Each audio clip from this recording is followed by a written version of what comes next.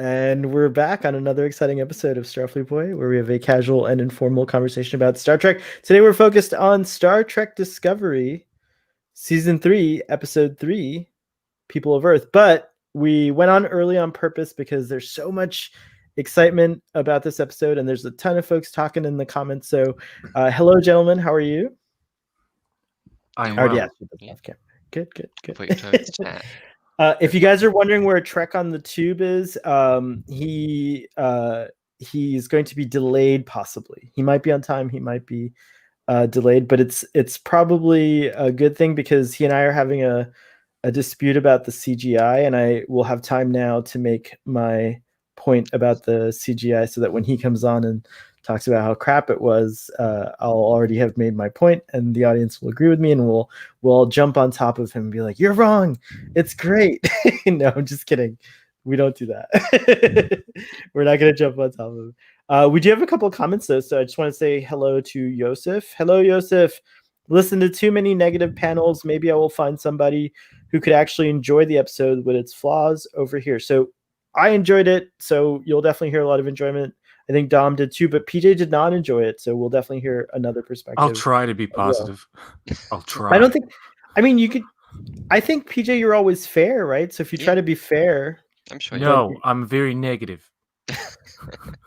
Can you do me a favor? If you think you're being negative, can you just do Saoirse Ronan's voice, and then it'll all be Jesus. good. Everyone will be happy with that. Anyways, Joseph, I'm sorry if we upset you too. I know what it's like when you hear too much negativity or just a lot of hate, and you want to give in. So you can watch this later when it's easier to parse as well. I won't be offended if you don't stick around for the whole stream if it starts to go another way. Bird of Prey 5 is here. Hello. This will be the stream that determines if you're alone or not. Oh my goodness, this is it. Not alone. And Bird of Prey 5 says it's okay either way. Yeah, it's true. It is okay.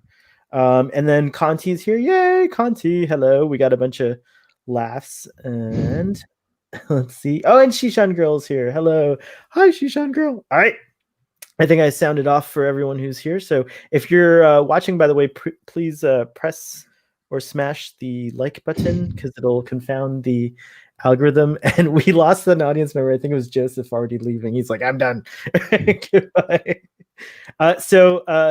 Usually I like for others to do the episode summary, but I'm going to go ahead and do it because I give really long episode summaries. And since Sean's not here, it'll buy him some time to do that. So for me, this episode is kind of, I didn't think of it this way when I first watched it, but when I watched it after the third time, to me, this episode is the end of a set of three, like a triptych, because I like that Picard did that with its first season. I think Discovery did that with its first season as well. Like you kind of had 3 episodes before the show, kind of establishing the show, and then it got started. And I think this just goes to show that this is another kind of like, call it a reboot or a redirect or whatever, but they did the same kind of thing mechanically here, I think. And I like that. So I like it. I think I will always watch these 3 episodes as a set when I go back and watch it. Like when I'm not watching the whole season or whatever, I might try to watch these 3 in a row, which I didn't do today. I should have done that today as well. And I tried to do it last night, but I fell asleep, so I couldn't do that. Anyway, so we finally get the story of what Burnham's been doing for a year. She decided to become a courier, and she's been trying to collect as much information as she can about what happened to the burn, where the Federation and Starfleet are, and like kind of trying to find a way to maybe make it back to Earth or something like that. It seems as though the warp capabilities are diminished even with dilithium being still available. They can't easily travel from the beta quadrant to the alpha quadrant. I think it's a few, I don't know how long that journey might be. It took a couple of months for the transmission to get to Terralysium. Right. So it's around greater than 5,000 light years away from Terralysium. Terralysium is already 51,000. And do you happen to know at warp 9, sustained warp 9? At Voyager speed, it would take around 50 years. to get Oh, from to get from Terralysium to Terralysium. Oh, never mind. My So, bad. Okay. yeah, So I warp's would not get to go diminished. to Okay, Terralysium, got but it. not close to Earth is the point that this episode made. Okay. Well, that's fine. All right, never mind. How long does it take to get from one end of the Alpha Quadrant to the other then? Like just that's insane. I didn't realize the I distances mean, for that. very long. If Wow. it took from the edge of the Delta Quadrant all the way through the Delta Quadrant 70 years, Star Trek obviously breaks then that rule all the time because I feel like they yeah. can go from like Romulus to Earth in like a 5 lot of days the or time it's something. by like speed of plot, but Yeah, it's I'm true. glad they're letting. I'm really glad you have the calculation. That's I really did the impressive. calculations today when I watched it. I was like, okay, so That's really impressive. the speed of subspace communication Holy is shit. something I have noted Shiitake down. I can't mushrooms. remember. But yeah. Wow. Okay. Well, I didn't realize that. I was going by the speed of plot. Anyways, so yeah, never mind. They're kind of stuck in the beta quadrant, and so she's been spending her year just trying to figure out what's going on. And so far, very little information has availed itself about what actually caused the burn, and where the Federation is and where Starfleet is. So she's settled into her life. She does like jujitsu with a hologram. She hangs around with Book. They have a genuine friendship and a really nice rapport. I loved all those scenes. All the scenes with her and Book are great. I think like they are a couple. They're just not romantic. Whatever, it's fine. You can have different kinds of. Oh, look at that! Ruben's here, and so is Stress Free K, and so is Ian May. See, this is why the summaries take so long when I do them. I get really distracted. And Jace, hello, Jace, welcome as well. So she's settled in, and then finally a signal appears on her communicator, and she and Book are like, holy shit, what is this? So they go, and then we know what happens because we saw the end of last week's episode. So then we have Burnham beaming aboard, and there's this like beautiful reunion scene, and Georgiou's kind of distant and weird, but she's always kind of distant and weird, and they're all hugging it out, and I that was one part where I was like, oh my gosh, this is really emotional, and I almost cried. So that was a nice scene. And I like Jeff Russo's music. I think we've heard that before, like in season 2. It sounds like when something associated with like Captain Pike, but I can't remember exactly. Yeah, but I'll that as well. Yeah.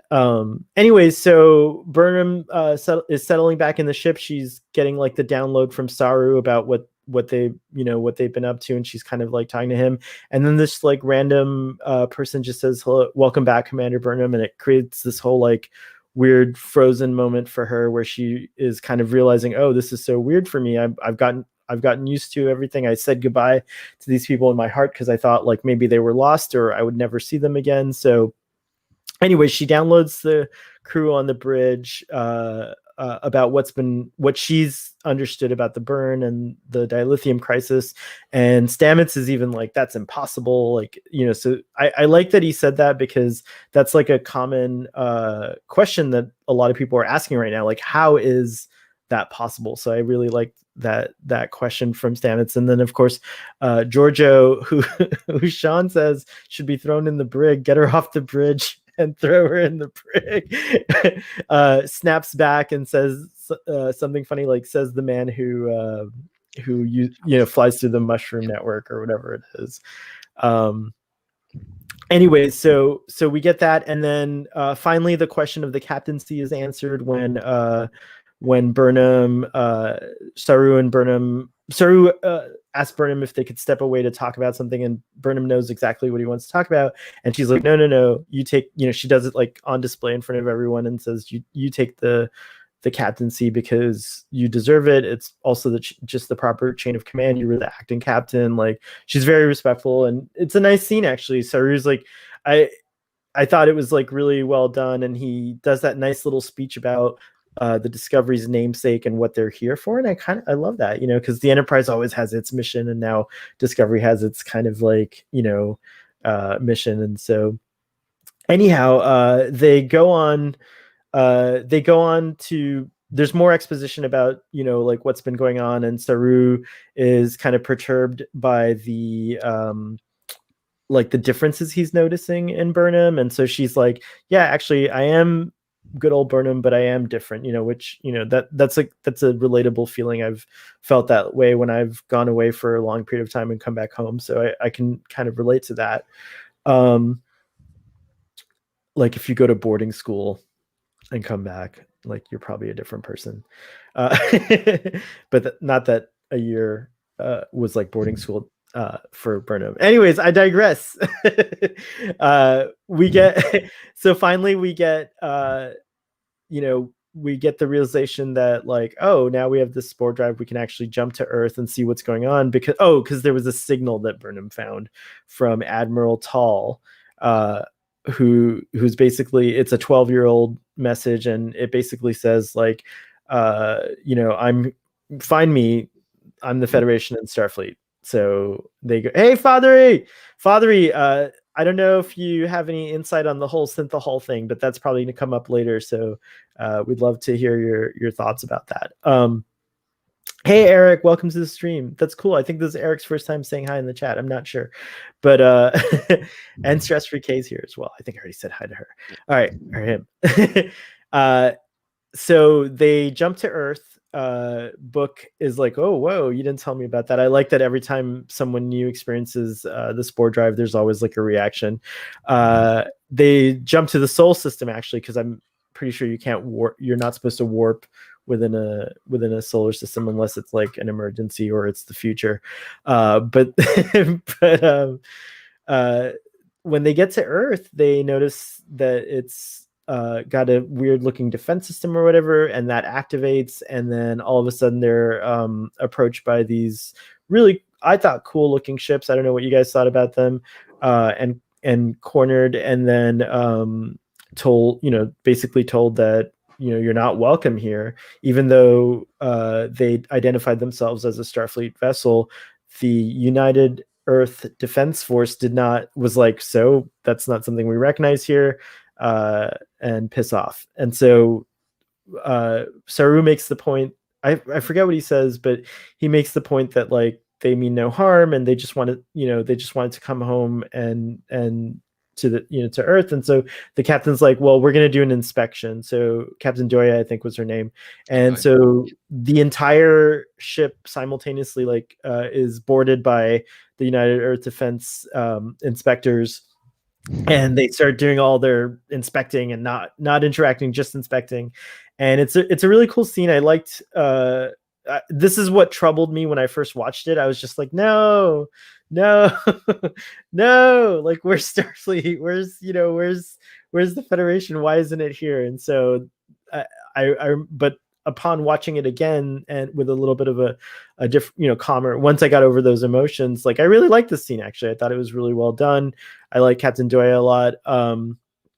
And then so while she's investigating, these pirates come all of a sudden out of nowhere to attack. I guess they detected, as PJ said earlier, they were able to detect the Discovery, even the United Earth Defense System didn't detect them, or didn't appear to detect them, or didn't appear to care. And so they're trying to steal the dilithium. So Burnham and Book come up with this crazy plot to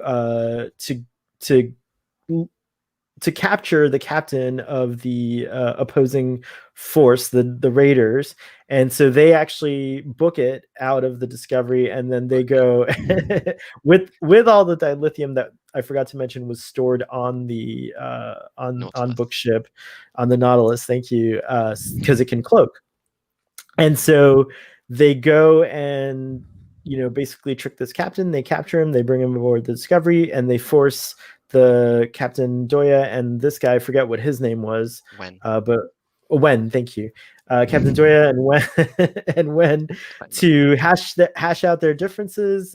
Giorgio inappropriately commandeers the situation and kicks him in the shin and pulls off his mask, revealing that he's a human, a rather sickly human, who and that shocks Doya. And so then she's like, her whole world's like ruined, because she's like, oh, I thought these were like, raiders from like other worlds, and they're not Earthlings, but in fact they are Earthlings.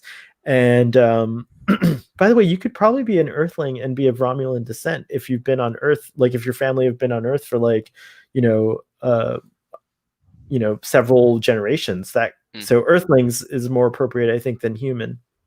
And I noticed among the United Earth Defense Force, there was like this weird other kind of character. I couldn't get a good look at him, whether he was an android or it was an android or not. Anyways, by the way, I totally skipped one of the best parts is meeting Adira, who is real. I really like that character. She sabotages the Discovery so that the Earth Defense Force cannot transport off of her, and that's what creates the whole conflict and the whole trouble.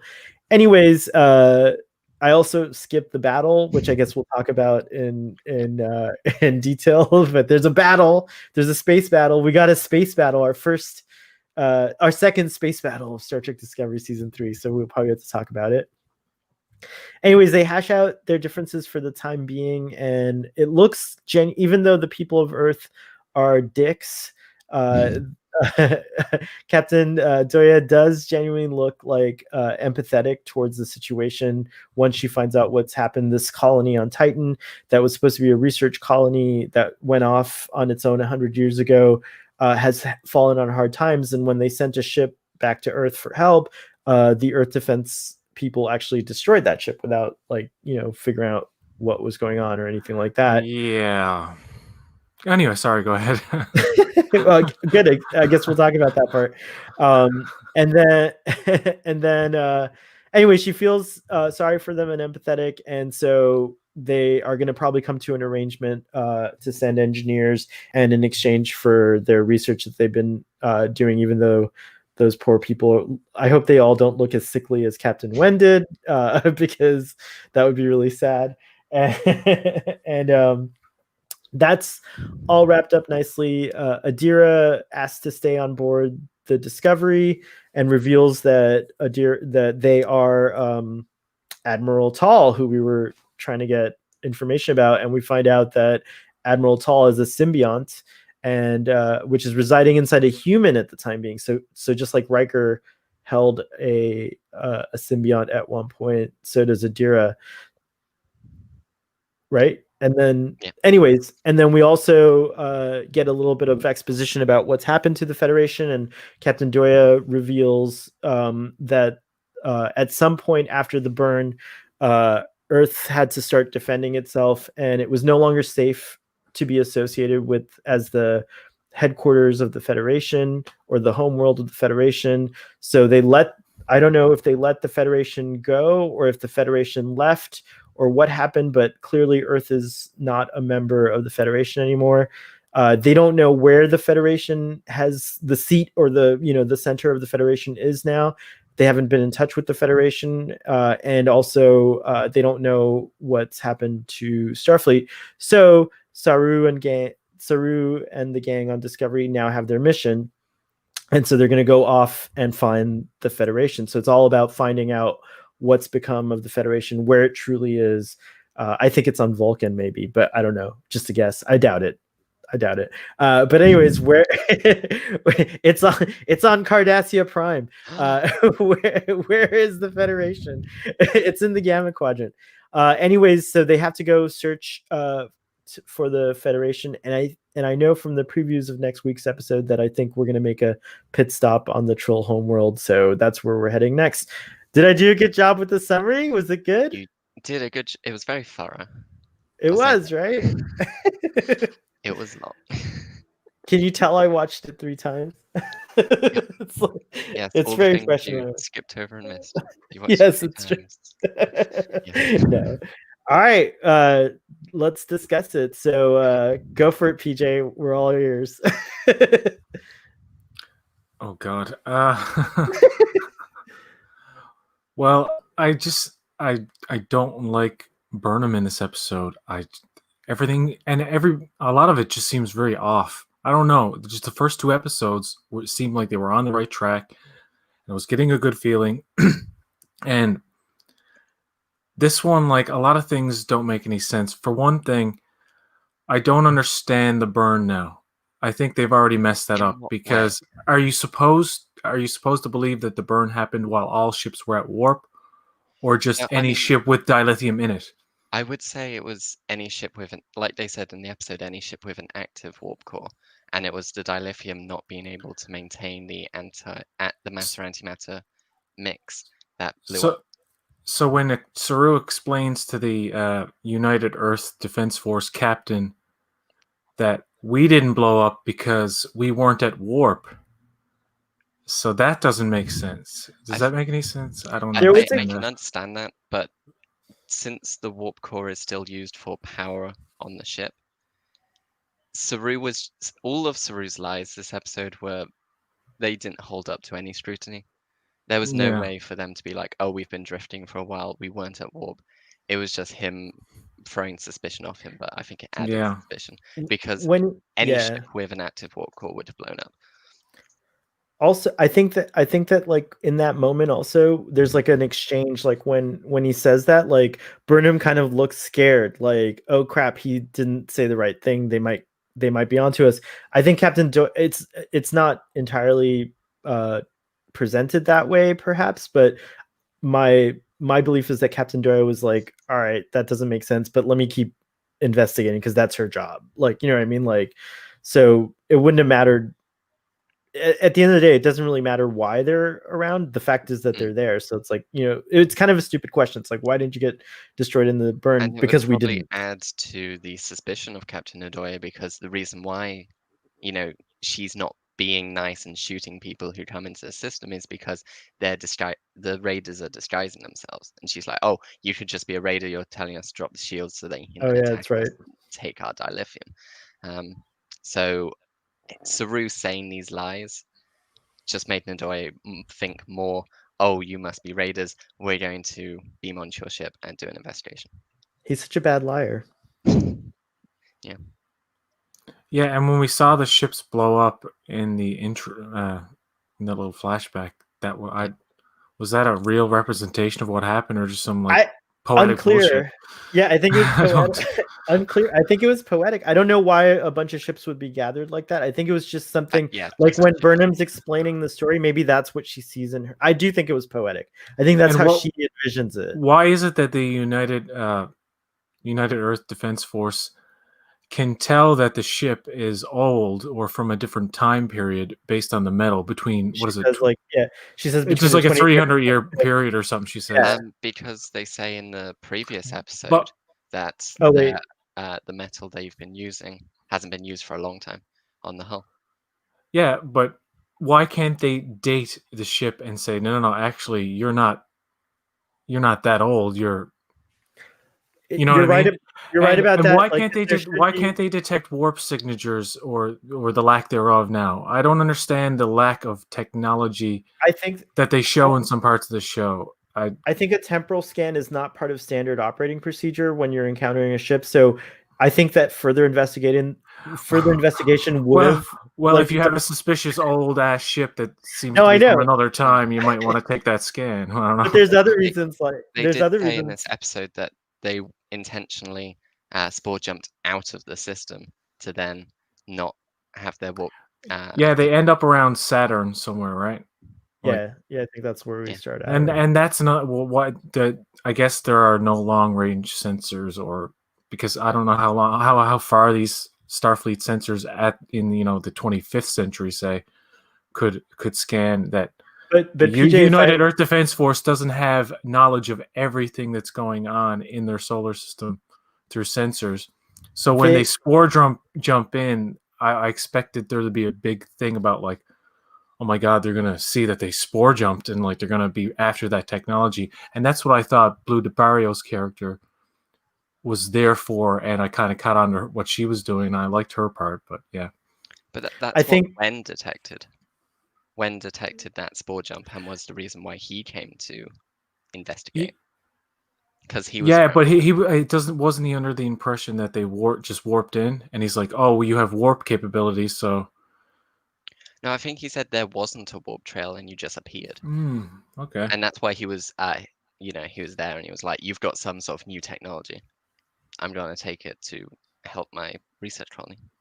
By the way, the guy who plays Win is from Yes. Hell on Wheels. His name is Christopher Heyerdahl. He played the Ooh. Swede. He actually played in that show one of the best villains you'll ever see in a TV Ooh. show. I should definitely watch that. You just love to hate him. That's cool. He inspires so much hate. I like that he's the opposite here. He inspires so much empathy. Like I Yeah. really felt for his character in this, and so he doesn't look that sickly IRL. Yes, he does. He does. Oh, geez. Yeah, he always looks like that. Actually, the PJ actor in real life always looks like a lot better than he does in any movie or show he's in. Like they always make him look like super sickly and everything. PJ, also about the Earth like defense system, like maybe they don't care unless you're in a certain perimeter. Like they're probably not concerned about like anything past Titan or whatever. Well, it's very interesting that they're actually Earth now is a xenophobic place. It is a militaristic, and you could argue for good reason because you know it's the Wild West out there, and they just need to protect their town. You know what I mean? Yeah. But yeah, that was interesting. I did think that was interesting. I don't know. I when I first saw it, I got really upset though. Like, did you guys not have that same attachment to Earth and the Federation that I did? Like, where I was like, this can never happen type of vibe. I mean, I like it. I'm vibing with it now because it's a good thing to like go with as far as story and drama are concerned and all that. But it was a little hard of a pill to swallow for me at first.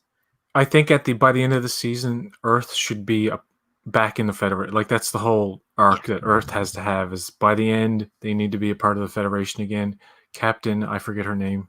Ndoye. Yeah. She should, have a bigger role in some later episodes. Probably not like the next 3 or 4 or whatever, but they need to go back there. She was a really cool character. I do want to see so far we've gotten like we had Mr. Sahil in the first episode, and he was like a really interesting character. I really liked the introduction of Captain Nadoya in this episode.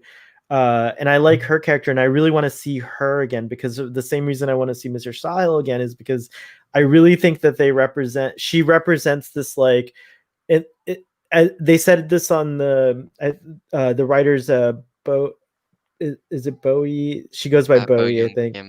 And then Erica Lippold were saying that like they wanted to show that like Earthlings were still enlightened, but that they were just on this defensive posture now because of what had happened to them. And it's true. She does, like, you do see her soften in that end scene when it's revealed that Wen is a human. And also just even in general, like she's pretty cool about everything. She has a few moments where she has conflict with Saru, and I thought they went head to head, but I thought that like she held her own against Saru, and I just liked her presence on screen and everything like that. And I also saw in the Ready Room that this episode the actor was going to retire from performance, from acting, that she said this was her last audition, but that like doing this role like amped her up, and now she's going to continue acting, which I think is awesome because she's really great. So I would like to see more of her on Star Trek Discovery, so I hope we get more of them. So what do you think of her being a human with the symbiote in her for 2 years? Because I thought that humans could have could carry the symbiote. And I would just say, like, it's been 700 years. Medical science would probably have expanded to allow the symbiont to rest in a human. But as we can see, there's still some issues with Adira not being able to access the symbiont's memories. Do you think she's Dax? I don't want that. I think that's what the reveal is. I think that's what they're gonna do. But wait, so oh wow. Because I think one of the reasons they give her the whole like, oh, she can't quite remember because she's human is, for one, they're going to do that Soji thing where she's going to remember information that's relevant at certain times to keep the mystery going, which is stupid. I just want all the answers now, God damn it. But anyway, the The other day I was And, walking down the street, and for no apparent reason, I could do judo when these people started attacking me, and I didn't know why. No, I'm just kidding. That didn't happen. I swear.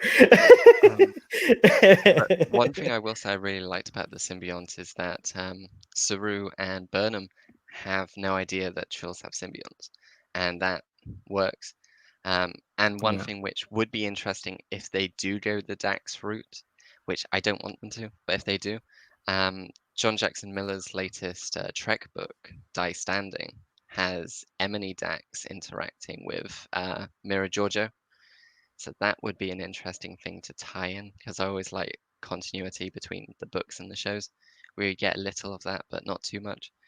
That would be the only thing I would like if they do go the Dax route. But again, I don't want it. if Dax was still alive, the symbiont would be over 1,000 years old. Yeah. So I don't know if they lived that long. Yeah, I think in like beta stuff, they live around 500 years old, 700 years old or something. Okay. But that's beta stuff, and so it can easily be changed. Wow, very cool. I don't know enough about the symbionts. Do we get symbionts past in Enterprise? Do we ever see them in Enterprise? Or Trills even? I don't think I so. don't think you see Trills in Enterprise now. I like how they knew about the Trills, because Burnham says something about like, oh, I met a couple of Trills, but they didn't know about the symbionts. So it suggests that the Trills hid that from Well, like. they first revealed that in that TNG episode. Oh, is that right? And that's why they didn't want the transport, because it would be able to scan that there were two life forms instead of one. Fathery thinks that Dax will be on the Trill planet. So perhaps, what's that pool? The pool where they all like. The mud pools, the slug pools, whatever. Yeah. Oh yay, Toddy's finally here. I think Adira will eventually just she'll get sick in the next episode and is like, yeah, we got to go to Drill Planet and transfer the thing over And to the other new character that's in the show. Introduced Ray, yeah. Alexander. The actor's name is Alexander. Ian Alexander. Yeah. There we go. Very cool. Hey, Sean. Hi. Sorry, I'm late. Sorry we started without you. No, it's fine. It was too some last minute Halloween things for baby, so baby on the tube. So it was too exciting in the pre-live. What do we call that? The pre-game. It was too exciting, and we were starting to talk about it. And I was like, no, let's go online. Let's go online. what's the general vibe? Is it I feel like is it a yes, or is it a no? It's a no. That's a no, right? 2 yeses and 2 nos. Well, So, but we've been having a pretty good discussion about some of the things that we're it's been really good. Like we PJ's been presenting some of the things that he didn't like about it, and we have been kind of agreeing that there are some things that are like kind of like what's going on. I mean, it's hard to be negative on Starfleet Boys channel because they always just pull you into the no, PJ, it's actually this. No, it's no. It's fine. I'm unaffected yet. They haven't hit me with their positive pandemic. It's not about positivity. It's about it's just about fairness and respect. That's all. I'm gonna say this way. I know that everyone that they work on this, they put in their absolute best. But this is the quality of episode from The Walking Dead that made everyone stop watching The Walking Dead. I didn't watch The Walking Dead at all. Well, this is when everyone stopped. So, like, you need to deliver better. Isn't it like isn't it like 10 seasons long? It is. It's currently 10. They're going for 11 seasons. So how can you say everyone stopped watching the show when it's still because going they went on? from the most viewed show in modern TV history to Jump the Shark, you're saying, to 1 million. That's All it. right. They have one, We which don't is know more anything. than the expenses ever had. But we don't know anything about Discovery's viewer audience they except don't- for in they don't tell Canada, us. so we can't like compare it that way. So all right, so this is you. This is the most you went from like what were you giving it 7s? Do we want to give your rating now? This ain't no 7. Okay. I don't know. I'm fine. All right. We can. I don't know how long are you guys going on for? But Well, what we talked, I gave like a 30-minute summary. No joke, like maybe 20 minutes, and no, it was 30 minutes actually. okay, And then you need to not let him do summaries. That's the thing. Oh no. We did it for you. We did it for you. They know that. And then we talked about just the discovery. We just talked about how people on Earth are dicks, and that like the Well, discovery. Some things never change. What? Right? And that how like we were talking about. 2020. We were just talking about mostly right now about Adira and the symbiont, and like why could it, how could a symbiont survive, how could that happen for 2 years, and so we kind of came to the conclusion that medicine in 900 years is probably advanced, in 700 years or whatever, it's probably advanced so that you can do that. Well, I think was it explained specifically that Riker could not hold his symbiont for long? Was that like it was explained specifically That was in that explained episode? in that episode, yeah. Okay, all right. So I don't really know. This is kind of like a what is it? They call it the Katra kind of thing, I guess. With like in Enterprise, they put Surak's Katra in someone, and they've been doing that for years and years and years and years. And before Enterprise, a Katra was so supposedly a thing. They put Spock and McCoy, but that wasn't for a long time. And we learned in Enterprise that in hindsight, you can actually do it for thousands of years. Maybe it's that kind of thing. They're just kind of like I would plot just say needs it. So to make it easy for my brain and not go into like plot holes and stuff, be like it's 700 years in the future. So she might not be the first host post the ambassador. Also, yes. Is it said specifically that when the ambassador died, the symbiont went to her? No, I don't think maybe she's the most recent one. Maybe there's been like 17 in between. Yeah, we just know that he died 2 years ago, and she is now. They are now the current host. Shishan Girl says, "Don't we already know the symbiont's name?" She said, "I'm blank blank." Tal. Admiral Tal. So it depends if the symbiote is Tal. Oh, that would actually make sense because the admiral's name was Sental. So yeah, the Sental. Symbiote would then be Tal. Interesting. So there we go. Maybe it's not Dax. There we go. We figured things out. Yeah, I kind of hope they don't. Yeah, it's. Yeah. I don't want a 1,000-year-old Dax. And well, Dax is on Trill. They're going to Trill, and Dax will be there. Do we know Dax will be really? there? Well, they said there's a familiar character. Oh yeah. So that's of course it's Dax. They're gonna meet Dax living at the pools. Or it's gonna be something linked to Tal's memories, and we're just trying to see a memory of a familiar character. Oh, maybe because it looks like that. That could be fun. We thought was the temporal observatory seems to be just like how they access memories. I would love to see like a flashback memory, but it's Ezri Dax. Yeah. That would be real nice. Mm-hmm. That would be nice. That would be fucking great. Look at that. We already turned your frown upside down. It's a Starfleet Boy magic, guys. Joseph, let us know if that's working for you too, if this panel works out. Gotta stay negative. Gotta stay negative. I will say that I'm sorry. I'm going to interrupt. I disliked this episode, but the fact that I was so emotional in my initial reaction comes from the fact that I very much enjoyed the two first ones. So it was like kind of a slap in the face. Like I'm gonna say it. I don't expect high quality Star Trek or high quality television when I go into Discovery. I just don't expect that. But going into episode 1, I was impressed, and episode 2, I think we were all even more impressed. Like, wow, this is really good. And they did a complete U-turn, and they smacked into the wall, and they reversed the car. They hit another car. It was just insane. It was just a big mess, and I was like, oh no. So it really kind of hurt me. I was definitely different than you because I did not like the first episode at all. You didn't like, oh wow. Well, Gary didn't like the first episode as well. Draco Prize. Yeah. Ian says, since Cisco went off with the Prophets and beyond linear time, he could very well show up in the far future of Discovery 3 or 4. Do you think that's what's happening? Here we go.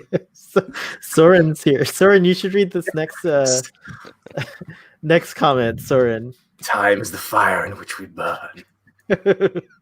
I suppose Adira was a transfer of convenience to make it seem like the Admiral died. And then the Borg came. Ian says Sean is a hater who couldn't stand all the love and positivity in this episode. Wow, Sean. I mean, on my second watch, I was like, my emotions were kind of toned down because I knew what to expect. But that happened to me too. It was deep boredom in the second viewing. Like the first one was kind of like, oh, this is so annoying. Oh my god. All of the explanations made no sense. And then the second time was just like, this is the shortest episode of the season so far because they're like 46 or 48, but it felt like a month just watching it. I couldn't. I was just like, when does this end? Please. I love all of the. This is the positive podcast, so we're going to talk about everything. I love. It's whatever you want it to be. You can be honest. Book and Burnham. I love. Yeah, they were great in this episode. And all of their moments, they were really good. And all the performances were really good. Actually, I'm going to be honest. Guest stars and recurring cast, and maybe new cast members that are becoming main. Everyone did a really, really good job. I think it really followed on from episode 2 in terms of just giving the bridge officers more stuff. Even if it's just like one line or something, it's still more character than we saw in season 1. So yeah. Very nice. All right. We got a positive comment about this episode. So he's still gonna give it a 2 at the end of the episode. Oh, Stamets is such an idiot. Stamets is a moron. What happened? What happened? God. Well, okay. Are you responding to the comments? Yes. Did I miss something? Oh, the one you just put up. Oh. Sorry. The fact that Stamets told Adira everything. Everything. Yeah, Even though Saru was like last episode, we shouldn't tell people we're from the past. I mean, so he disobeys a direct order to do that. But what's going on? We're being judged. No, we're not being judged. It's a Picard cameo. That's so awesome. Go ahead, Stamets. Just tell the girl all Discovery secrets. Go ahead. Who cares? You dumb bastard. Well, there's that, but there's also the fact, like on the bridge, that Burnham talks about the burn. She explains what the burn is, or like the dilithium blowing up, and all of these things. And he's like, "How is it? That's impossible." He says that's impossible. Not all the dilithium can be destroyed. It's like you and your mirror universe counterpart were literally going to destroy the entire multiverse by dabbling in a few spores. And you think it's impossible for like dilithium to blow up? Come on.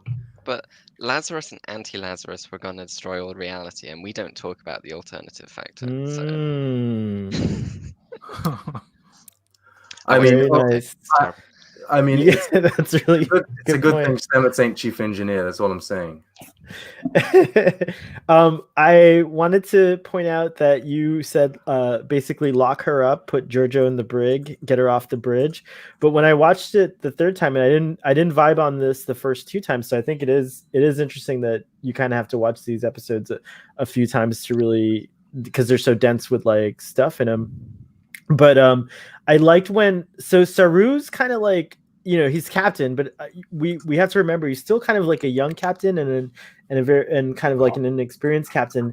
And his initial reaction to Burnham leaving the ship is like to get mad. Like, she didn't tell me what she's doing. What is she doing? Like this whole thing of like, she didn't ask permission. She didn't tell me about her plan.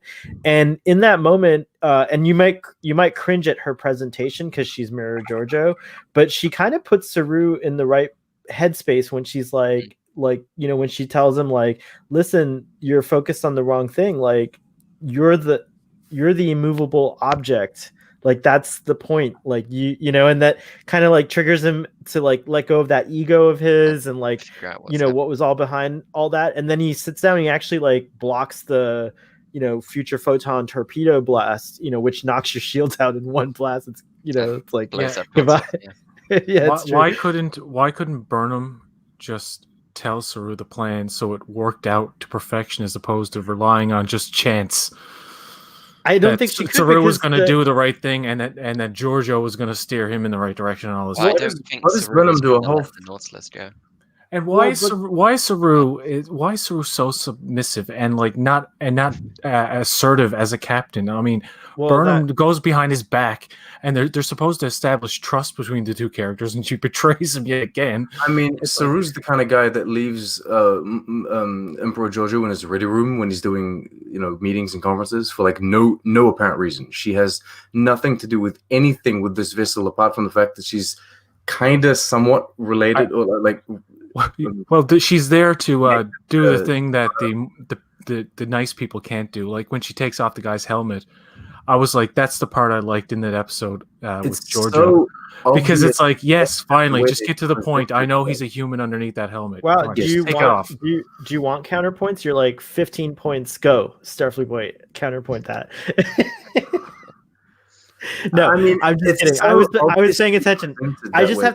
I just have to say though, like the why Burnham didn't consult Saru thing. I think one, things were happening quickly. Two, the Captain Nadoya was on the bridge and kind of always around, so she couldn't really reveal the plan. In front of. It would have been hard to get Saru to like be alone to tell him the plan. So I think Saru was overreacting as he always does. Like I said, that's why it was his ego that was getting in the way, where he was like, who cares if she didn't tell you the plan? She's obviously going to, and he says it later himself. He's like, Burnham's actually never let us down. Like he has to kind of learn to trust her. And that's another point that I really like about this season is that I've always been annoyed with their kind of like rivalry, but I kind of realized like, and it makes more sense this season, especially them being apart and then coming back together again, that like that sibling thing is a real thing. Like, and it's almost like you kind of trust. This is like, I don't know do you guys all have siblings? Yep. Do you have siblings? You an only child, Sean?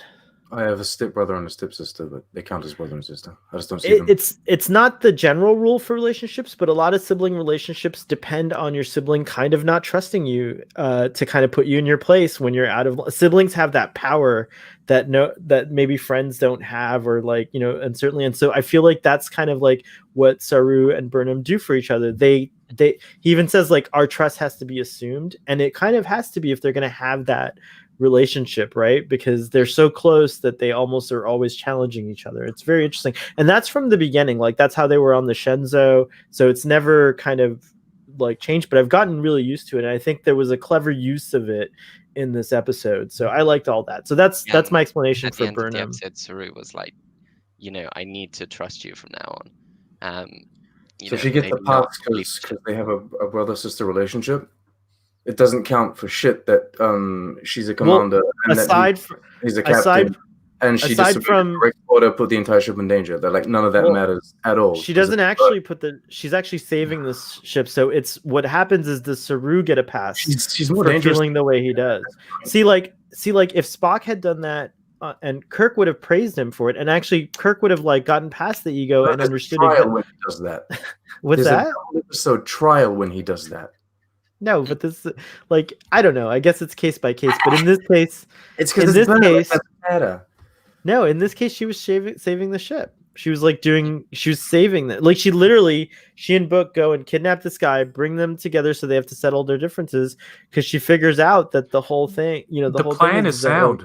The plan is good. Yes, the plan is not the problem. And the fact that the plan works out is like dodgy though.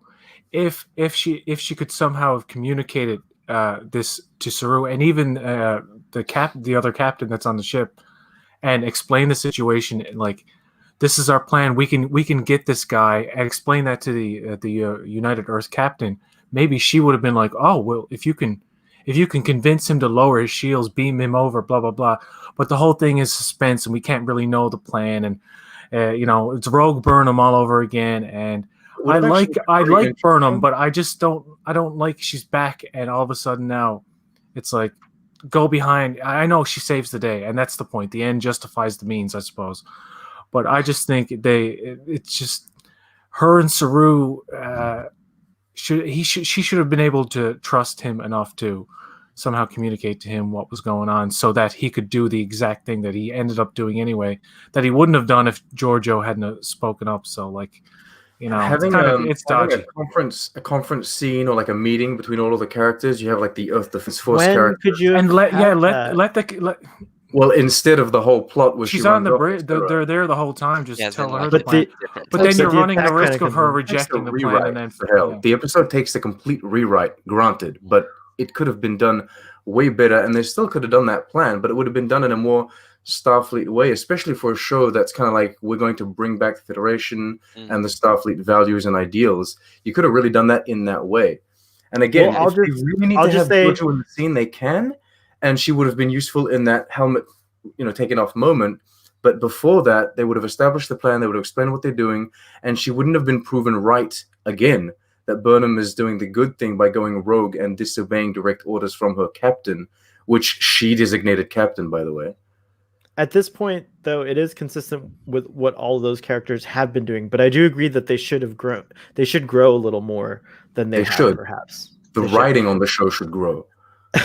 what Ian did May says they did a scoop. The writing is you're like taking one part of the episode and damning the writers just for that one part, but that's okay. No, I think Ian the May's episode's pacing in general was really dodgy. The explanations were just kind of obscure as to what was going on with the burn. I got notes, but anyway, you guys carry I on. do too. what, So what that's did good. you think of Saru being crowned Miss America on the bridge, and like Sally Field getting an Oscar? You like me, you really like me. Like, I don't like the fact that right in the middle, it's like, we're gonna have that discussion about you possibly being Captain Michael, but Saru's I just the wouldn't have captain done it anyway. that way, Why but- even bring it up again? I know in the last season at the end, Pike pretty much says, the con is yours, Saru. And then Saru's like, we have much to discuss, and looks at Burnham, and you think they're going to have a discussion about it. But I don't think they needed to ever bring that up. Just let Saru be think, captain. Yeah, I would have had Saru continue on with his the good work that he was doing in episode 2. I thought they were And going to she do the would've slow just clap. And she would have just gone and put on the commander uniform, and that's it. Like, they wouldn't have had a discussion, and it would have like moved on naturally. It really felt like they were taking a pause, and the show has to explain everything it does to its audience. Like, oh look, now we're making him captain. I would have kind of- liked.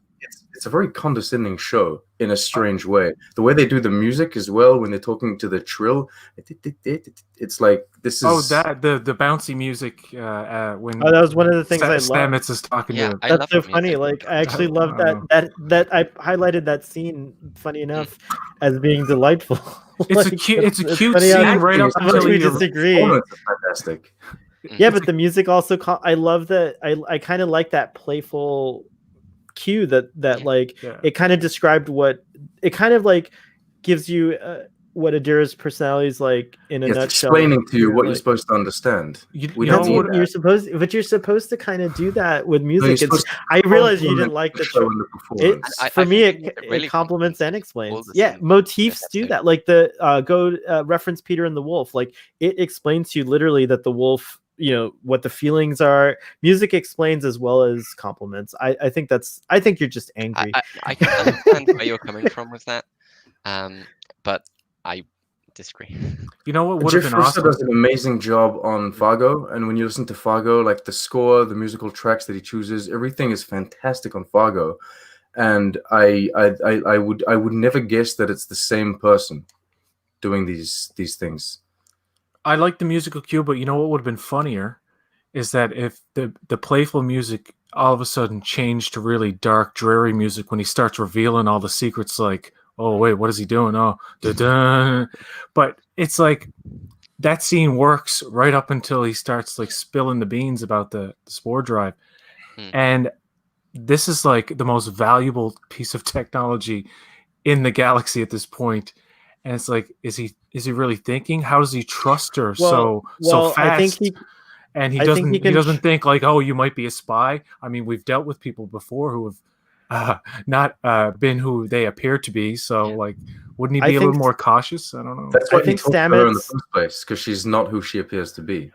I think Stamets is intrigued by her because I think that there is like a case for trust because he's intrigued that she would or they isn't Adira non-binary character. Yeah, so they why Adira would sabotage. You can refer to Adira as she because they do in the show. On the show. Oh, they do. I didn't realize that. They, Okay. they So do, she but then throughout. I don't know how to go with that because it could be that they just don't know that they're non-binary yet. Oh, and they'll address it at a and Well, later I point. suppose later. the way I see it is, for the moment, it's established it's a she For- in the yeah. episode. The actor might be a they, but when referring to the character, we do she. Well, that's how I go. Well, at the Well, moment it- it's established they're a she. You would still Some- use there. Actually, They're some playing not. There are Right. non-binary people who Mm. prefer either like he, she, or they. Yep. They don't care.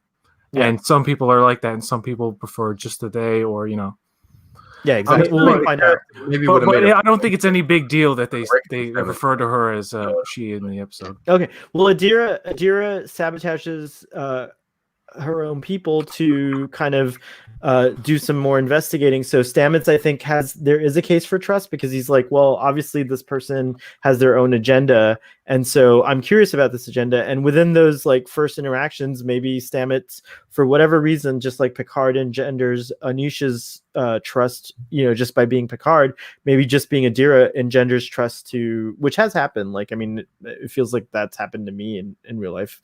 I still wouldn't sink my ship necessarily, but regardless, like, yeah, I think there was a case for trust, though. I think personally, I don't know. We have a comment here. I love Jesse Gender, so I haven't had a chance to see Jesse's video, but Jesse Gender pointed out that Saru was speaking of gender stuff, was fiddling with the telescope that Prime Giorgio, not this comment, but Jesse Gender, Okay. that Prime Giorgio gave to Burnham, who gave it to Saru as a symbol of their unbreakable bond. I did like the setting up of the telescope. That was like a cool callback to Captain Giorgio, who everyone loves. It was very nice, and it does establish like a interesting like continuity as well, because now there's like a Giorgio style captain aboard the Discovery, which is nice. Wow, what a crazy conversation. They broke the Pike table, by the way. They're like a statement. Pike is no longer here. Good. That Boom. was already broken in last week's episode. It's true. I didn't like it. But the thing is, that table was so cool because I think it was in the ready room. They were like, "Oh, it's a tree from Pike's Ranch in the Mojave. It was struck by lightning. That's why it's got the glass down the middle." But they don't reference that in the show at all. So it's a cool table. Very It is a cool but table. Was if they said in the show, "Oh yeah, that this table's back from my ranch," it'd been cool. It's true. Oh, William Peck's here. Yay, William, hi. I'm so happy you're in our chat. That's so cool. Let's see. Ruben says, "Oh, Trek on the Tube is channeling me." That's funny. No, he doesn't piss me off nearly as much as you do. Wow. Can't imagine how much he pisses you off. Let's see here. Any more comments? Oh, you have your notes, right? Me? Why don't you go through your notes? Yeah. I have plenty of notes. Yeah, let's I see some more of your have notes. are people no longer affected by the spore jump? Because when they do the first spore jump with Pike, he's all disoriented, Book- and they're Book like, "Oh, reacts it's your to first it. jump." Book was No, Book's like, "Oh, that's really cool." That's all. That's all he does. He's not disoriented or doesn't care about But it. it's So he's kind of fine. like when that tingly feeling goes up your spine. Some people get like, "Oh," and some people are like, "Wow, that's And awesome!" Like, Burnham I wasn't think that's just a reacted. different thing. Didn't react like that when she first jumped. She just saw the moisture and was like, "Oh, Yeah, I don't This think is- they no, this is feel. just- I don't this think is they in- feel a lot when they jump. Like they might feel like it. Like you can obviously feel in the ship probably when they go to warp, but maybe even Pike like feels the it more because he's Pike. Okay, so for the sake of doing a joke with Pike, they decided to change the way they write the show. That's fine.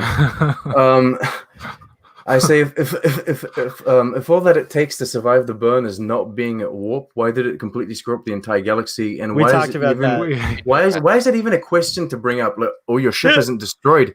Clearly, the answer is implied that they weren't at warp. We said Moving on. exactly what you said. it's That's just exactly they've what you got an said is active what we. warp core. It's not that Yeah. they're at warp." But in the visual Um, representation of the burn, all the ships are stationary. So Yeah, we- so it's yeah, just we- because we they've call got that, the Oh like- well, yeah, that was. They're call not that- at Um, warp. They're still it's using the poetry. warp I think core. PJ we came talked. up We with talked it. about the fact that they were human. Like, of course they were human. Who out like on a who else guessed they were human the moment you saw them arrive with their big black manta masks? I didn't. I didn't guess it. Really? Okay. Yeah. Yeah, I was Oh, like, I oh, they knew. got- Actually, Anyway, you know what? I knew he was human when he said, "Earth people always leave you out to dry or something." I was like, that seems odd for an alien to say. And then I was just waiting for in that conference room. I didn't know Giorgio was gonna tear off the mask, but I was waiting for the reveal. I'm like, just get to the thing. Yeah, he's not really an alien. It clearly looks like a mechanical helmet. Like it doesn't look like a it looked like the biological Black Manta. It looked like the Black Manta helmet from and he has the physical Aquaman. structure of a bipedal humanoid. Yeah. So When he walked in, I was like, okay, he's someone different, but I didn't expect human. Well, he looks like a belter from The Expanse. Yes, he does. Yeah, he does. I was like, anyway, the moment they show them, I'm like, ooh, they're gonna pull an insurrection. Ruben says, just be glad I don't watch Discovery because Picard almost ended our friendship. Oh, wow.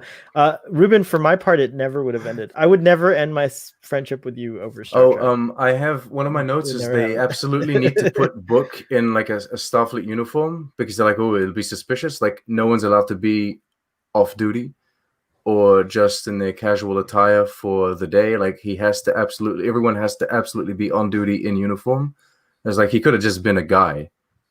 Off duty or something. Well, considering there's not that many people on the ship, for everybody would probably there's 88 24/7. I don't know. But Sean, it just lessens your chances of being interrogated because if you are the one guy that's not wearing the same thing, you might stand out. Just not even just subconsciously. Just subconsciously, you might be like, "Let me talk to that guy. Why doesn't he look like everyone else?" We all know that. Well. Yeah, I guess. But then the others had the orders to like not interact with the crew. They were just there to inspect, I suppose. Yeah. Is Kayla Desmond because they wanted to put Book in uniform. That's it. They were like, oh, we got David Ajala. He's sexy. Let's give him a uniform. He'll be even sexier. What was that about Detmer? He was very sexy in the uniform. Can I just say that I really enjoyed Is Detmer okay now, or is that whole thing with her head injury gone away? Still slightly in shock. There was a little scene with that.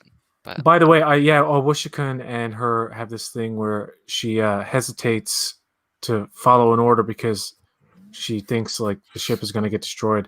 And it's true because one hit totally knocks out their shields. And I like that. Discovery is no match for pretty much anything in this. So they're very vulnerable. And you know what? I complained about the Spore Drive a lot, and like why it's still being used and stuff. This is probably the first time where I'm glad they have it, and it's actually a good thing that they use it. Like last season, they used it to jump to the signals, and that was fine, I guess, for what it was. But this time, I like the fact that they can go to Trill Planet and then probably take a look at what's going on Vulcan, probably, and check out all the old hotspots. Yeah, the hotspots. It's true. So, what do you guys think of the original kind of premise of the situation between Earth and what is it? It's like Jupiter's moons or whatever or something, right? Titan, Saturn's moon. Okay. So glossing over the fact that Captain Jellicoe used to do that as like a shuttle run, and it's literally next door to Earth, and I don't see why they're so distant from each other, but the guy explains the first shuttle that they sent to go to Earth got blown out of the sky or blown out of space immediately. I'm like, why is that? Did you guys even try to communicate? Did you already have your creepy helmets on? Did you not say hello? Exactly. I didn't like that either. Confusing to me. I was just like, Earth has all these high-tech defenses because they're being raided by people who want their dilithium. They probably just shoot first. Yeah, so communicate from a distance. Like you can't communicate from Saturn to Earth. I think something that might be a plot hole, but I could have sworn. Yeah, it is a plot hole. I think there was a mention though of like the whatever the disaster was took out like a lot of their systems, so they sent a ship and maybe they weren't able to send a communique or verification codes ahead of time, and Earth's response was to shoot down the ship, and since then they just stopped trusting Earth and trying to communicate with them, period. And it also says a lot about Earth that they didn't even bother.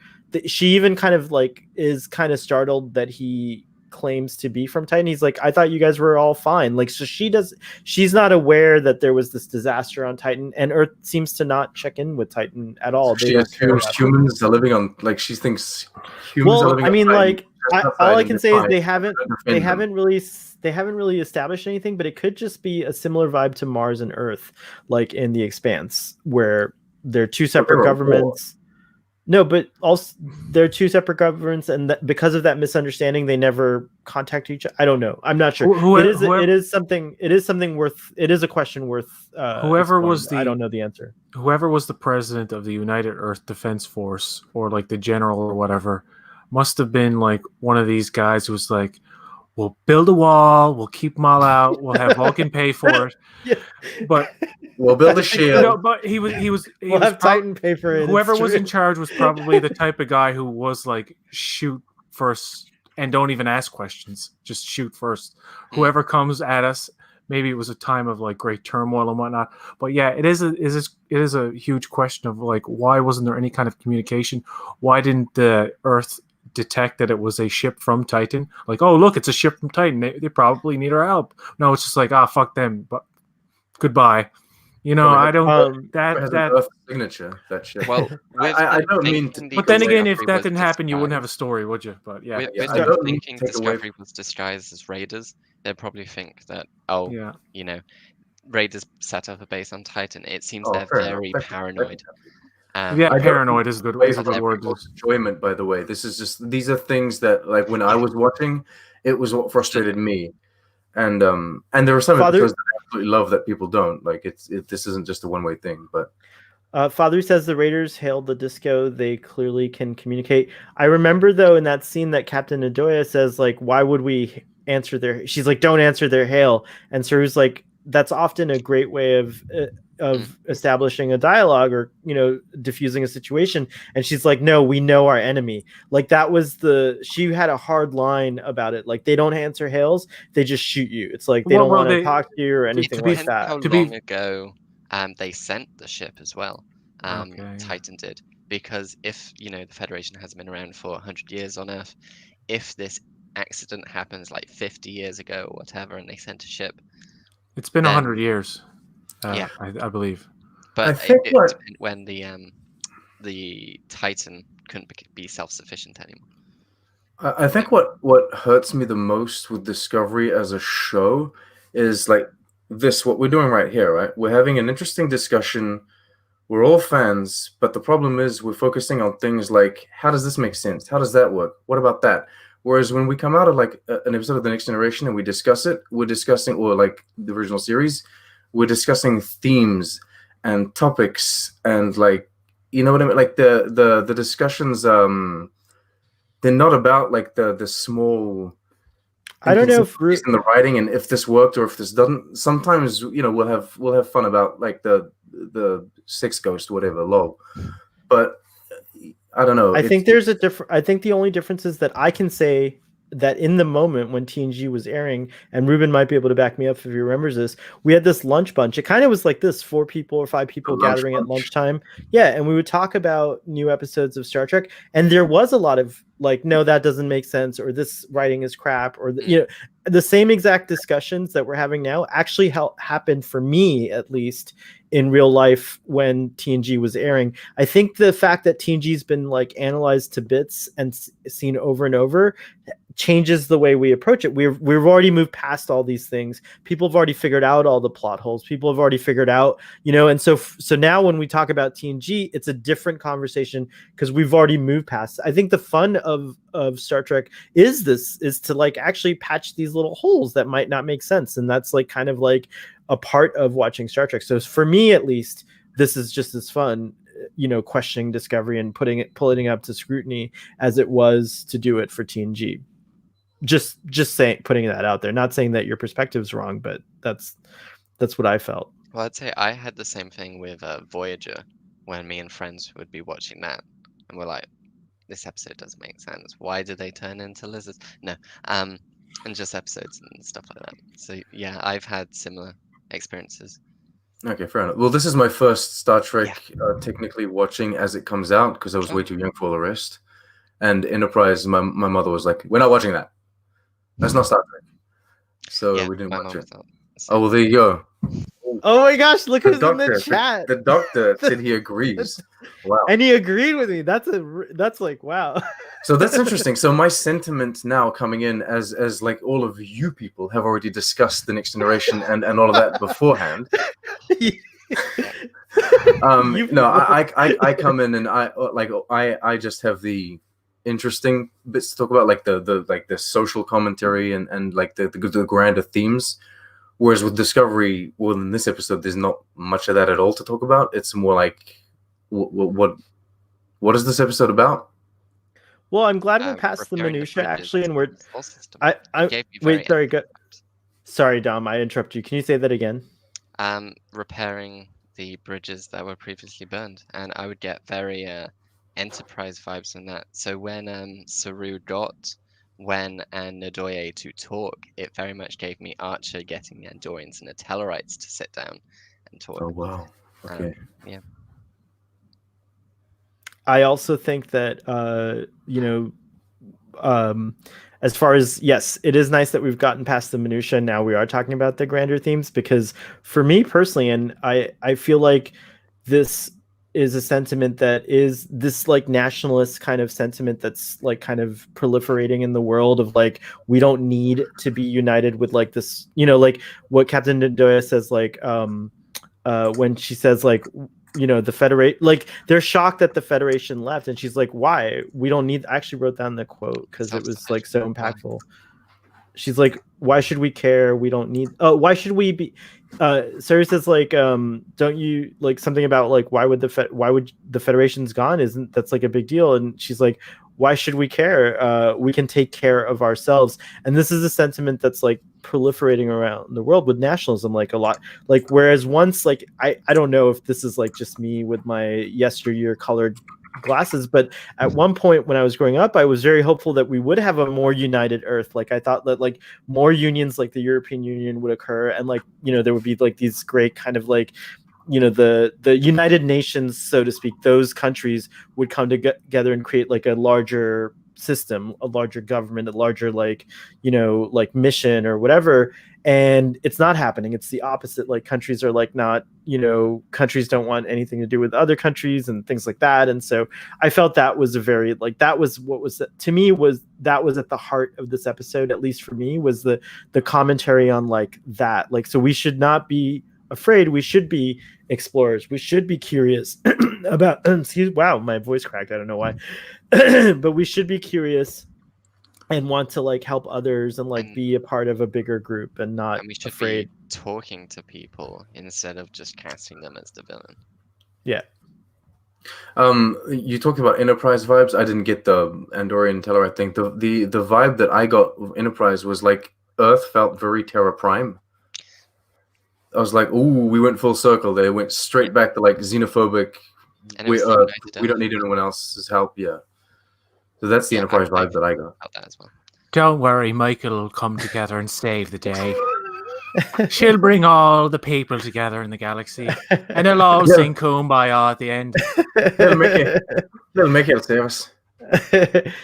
I think this is a good spot. Do you guys have any more notes or questions or anything else you want to talk about? I'm pretty tapped out, me son. I like this. I think, I don't know. Yosef's still here, I think. I don't think we lost Yosef, and that was the mission of the episode. He commented on me being so young. He said that you shouldn't have kids on the stream at this late hour. I did note. I did write. What was that, Tom? I was talking about watching Voyager reruns with my friends, not when it actually. Oh no, Voyager at the time. You might be the youngest here. I'm not sure. We're not ageist on Starfleet Boy, but based on anyone's welcome as long as YouTube allows it. Anyways, so I did note that the first conversation in the corridor between Michael Burnham and Saru, I thought that was nice. I liked that. I enjoyed that moment, and I enjoyed like the catching up that they did, and they had like these not necessary comments about like book's name, that kind of stuff, but I like that. That's like it doesn't serve the plot, but it helps like characters interact. I like that. That was nice. All right, well, it's time to give a rating. So audience, put your ratings down in the comments section while we give ours. So I will give my rating first. So my rating has gone up and down, and this discussion actually made my rating go up. So I give this episode a 9.727. Dear God. I'm shocked. All of Deep Space Nine gets 17s for you, right? My ratings are. Fathery likes to say this, and I kind of agree. But we have a tradition of giving ratings, but ratings are kind of like in the moment, and they don't explain the hour and 14-minute long discussion that we just had. Like it's not, it's kind of nonsensical, anyways. But I go with my gut as always, and it's always the reason I go first. Also, is to like just get that out of the way because everyone's like, what a ridiculous rating. But that's what my gut tells me about this rating. I do have to say that I do like to give Jonathan Frakes episodes a 10. And if I'm not mistaken, so far, all of his episodes have earned a 10. So this is the first, if that means anything to you, Sean, this is the first Jonathan Frakes directed episode that did not get a 10. And I am disappointed in that. But I have to go with this what is I the feel. first Jonathan Frakes episode that I would have not known that it was him that directed it had it like not been told to me, because usually he has a style that I can recognize. He really gets in close with the characters, that kind of stuff, and this time there was kind of none of that, so I wouldn't have been able to guess that it was him. Where I thought it was him, especially, was the end when Burnham and Saru are looking at Earth at Starfleet, where Starfleet used to be or whatever, and that kind of like that intimate, that little intimate shot with the two of them from the height of Saru, which I liked also, kind of recalling that photo shoot of Spock and Kirk from that like high angle. I really like that. It was a very cool scene. But yeah, I do think it was different. I do have to agree and say that I think it was a different type of Jonathan Frakes episode. Anyways, Go ahead. What's your rating? Whoever wants to go next. Well, these are my thoughts. Oh God, I give it a 4.5 out of 10, and I'm pretty shocked that Jonathan Frakes directed this, because he's not been very good in directing Trek lately, in my opinion. Episode 5 of Picard. You didn't like Nepenthe? Almost gave me a heart attack. I don't remember. I didn't remember that. Not Nepenthe. Oh wait, which one was it? Egypt's Eye, my darling. Egypt's Eye. Oh, that's right. That's right. They might as well have called the episode Egypt's Eye, because that's all I could think about afterwards. I might not have given that one a 10. I don't remember. Okay, on a serious note, I don't care for Tilly crying about leaving her family. It was her choice. I don't understand why so many people chose to go with her, for one thing. I thought it would be more like a skeleton crew, but there's a lot of people. So a lot of people are like depressed now because they went to the future, and now I'm assuming some of them regret it, but I don't care about all that melodrama. And it's nice that you had that hugging moment when she greets everybody, and then I thought you should have been done with it. Let's skip over all the lovey-dovey melodrama stuff. I didn't like Book in this episode. Really liked him in the first one. All the scenes with him and Michael were okay. The interaction between him and Giorgio was not interesting. I found this episode just dragged. I didn't understand some of what was in there. We already talked about all that. So that's the reason I give it such a low rating. And Discovery, I have to say, is not a show that I hate. Mind you, it's a show that I don't know what to expect. I really just don't know. I can like 2 episodes in a row, and then like the next 3 I'm like, what the fuck? And then like they'll come up with an episode. It's seriously, it's a serialized show where individual episodes are good. Like I can go back and watch Discovery over and over again, but only certain episodes, and the rest is just so it's just one of those for me. So I'm not a hater. I'm just I'm conflicted. That's fine. I forgot to set aside some of my nitpicks, and I forgot to mention them, but you reminded me, PJ. Like, I really did think that the scene with the badges up on the wall recalled Battlestar Galactica, and I don't know if that was a homage or if that was. It didn't feel like a homage necessarily. It felt like, I don't know. I don't watch a lot of other sci-fi, believe it or not. I don't watch The Expanse. I've only seen a little bit of Battlestar Galactica. Andromeda, I watched probably 2 episodes. A lot of things. Earth Final Conflict. Remember that? Watched that like once. I was like, I'm done. Star Trek is my go-to, by the way. The other thing was, why is dilithium red only? It's been different colors, so that was like a nitpick of mine as well. I'm colorblind, so I didn't see that. Oh, really? I didn't know that. That's crazy. Anyways, just wanted to let you know I did have some nitpicks. Cool. Who would you like to go next up? Oh God. like I said, I really enjoyed this episode. I liked all the interactions, the small interactions between just different crew members. It was very good. Obviously, there are things which didn't make it a perfect episode, because it wasn't. So I'll give it like an 8 out of 10 for me. So yeah. All right. You're up, Sean. You get to close this out. You get the last word. That's not fair. That's not What do you fair. I mean? don't get the last word. I don't like the episode enough to give it the last word. Well, I do have a last word for the audience after we tell everyone where everyone can find you guys and what you're promoting. So Yeah, I do okay, have fair one. enough. I was going with a 4, and I'm very surprised that PJ followed me on something so low. But yeah, I'll give it a 4. I think that it's like Discovery is. It can do so much better than this, truly. And like PJ says, you go into Discovery, you just don't know what you're gonna get. It's a thrift shop. It's like that Katy Perry song. You're hot, What? you're cold, you yes and you're no. Yeah, that one. It's like Wow. that should be the theme song of every episode. It is Like very MasterChef fitting Australia. for Discovery, by the way. It is a very Australia. What? The theme song for MasterChef Australia is Katy Perry's "Hot and Cold." And I watched that show a lot, so like I'm very familiar with that song. And that's all I was thinking about. Like Discovery reminds me of that song because like I just don't know what to It expect. reminds you of MasterChef. No, Australia. Discovery does. No, do it that reminds me of bait the and Katy switch Perry kind of song. thing. Discovery does do that bait and switch kind of thing where like often Bait they and will switch. do. Yeah, they do like a 3-4 episode Mirror Universe arc, and it's like, oh, it's so good, and then they follow it up with just garbage. And like they did this to me, so I enjoyed the 2 first episodes, and then I got this, and I'm like, oh my god. But let's hope this is just like a transition episode. It feels like they're gonna really move on into their story. Now they have like not necessarily an admiral to find, but they have the admiral's knowledge to unlock. They have to go they have a mission. They have to go to Trill, etc., etc. So we'll see where it goes, and I still don't know what like the big villain is, if there even is a villain or something going on. Yeah, the Vijaysh, right? Synthulu. Maybe it all connects. Maybe we've got like the Star Trek Universe Thanos coming. Maybe the Federation are the villain. Dear God. Maybe they've just gone. Federation has become the Maquis. They're hiding in the. That's because they're stubborn Northerners. Starfleet HQ is in the Badlands. Oh my god!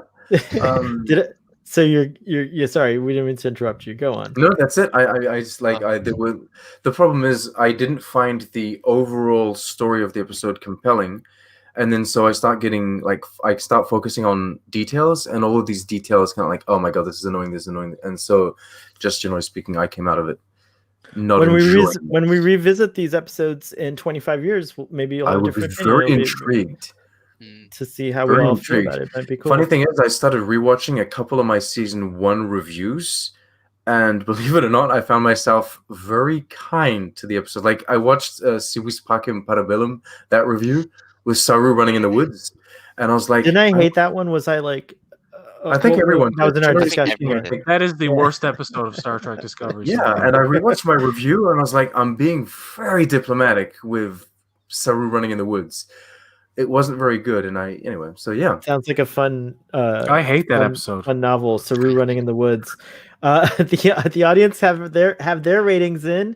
We get. Let's see here. I had it up here. I had it, guys. Stress Free K gives an 8.5. Yay! All right.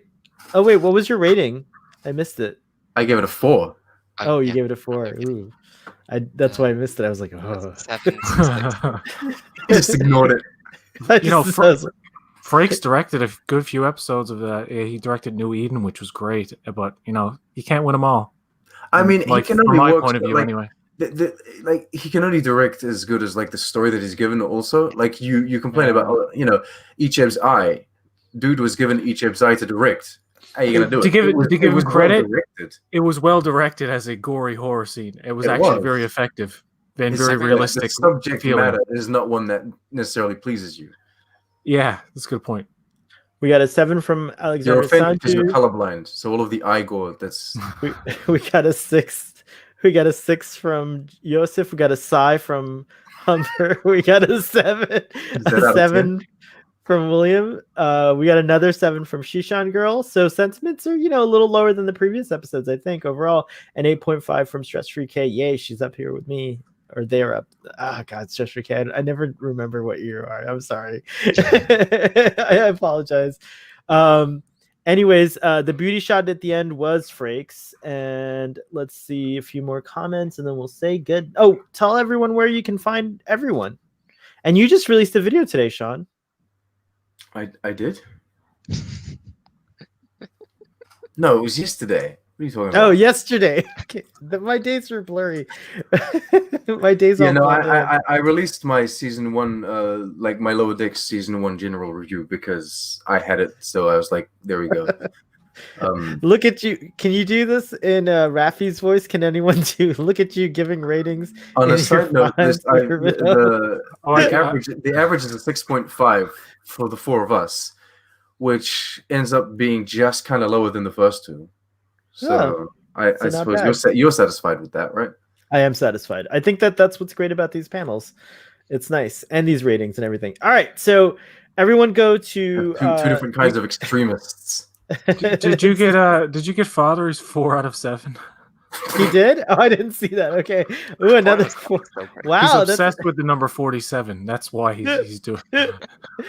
Well, But he he only still gives gave it a 4 out of 7 or 7s out of 4. That's it. That's really funny.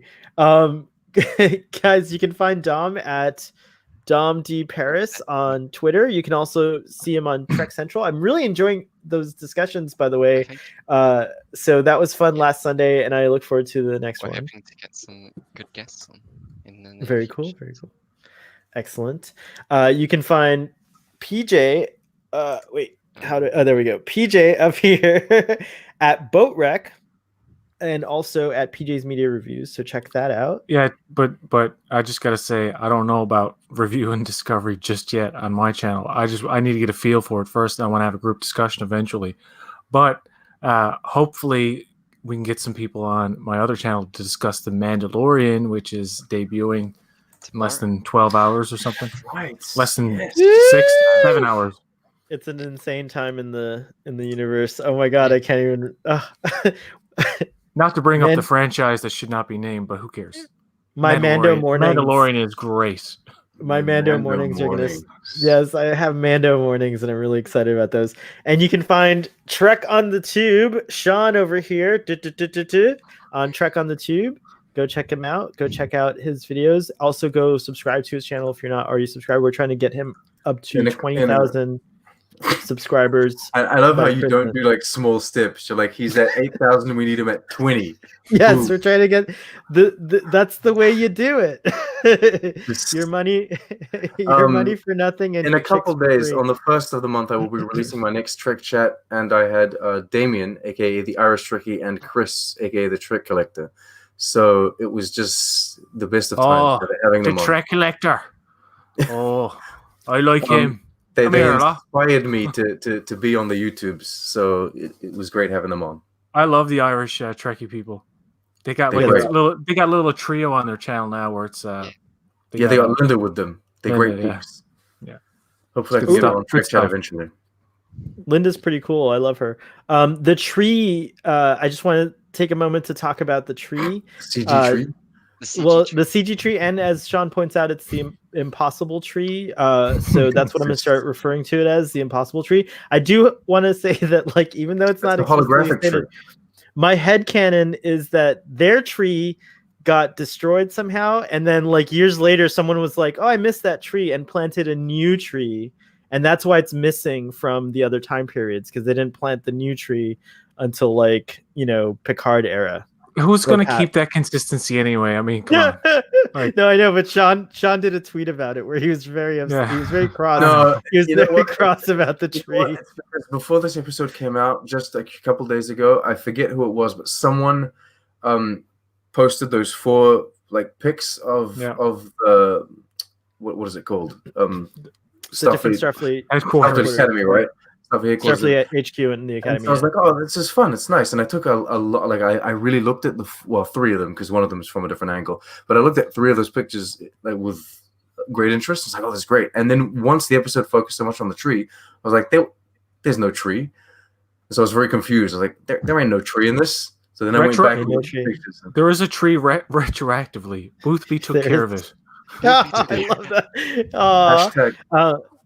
Hashtag not my tree. But yeah, no, it's a holographic tree. That's why the CG looked a bit wonky, because it's a holographic tree in the middle. It to stop cloaks. students That's from right, it cloaks. lounging around. I think that Humbert's asking if we've seen the Saru doll from Migo. I think it's a horror. If I'm Disturbs me. it's disturbing. So as Captain Nadoya says to Saru, we say to you, audience, thank you for joining us. May your search for Star Trek Discovery making sense, Sean and PJ, be fruitful. and to everyone else, may your search be fruitful. And we'll see you next time. Live long and prosper.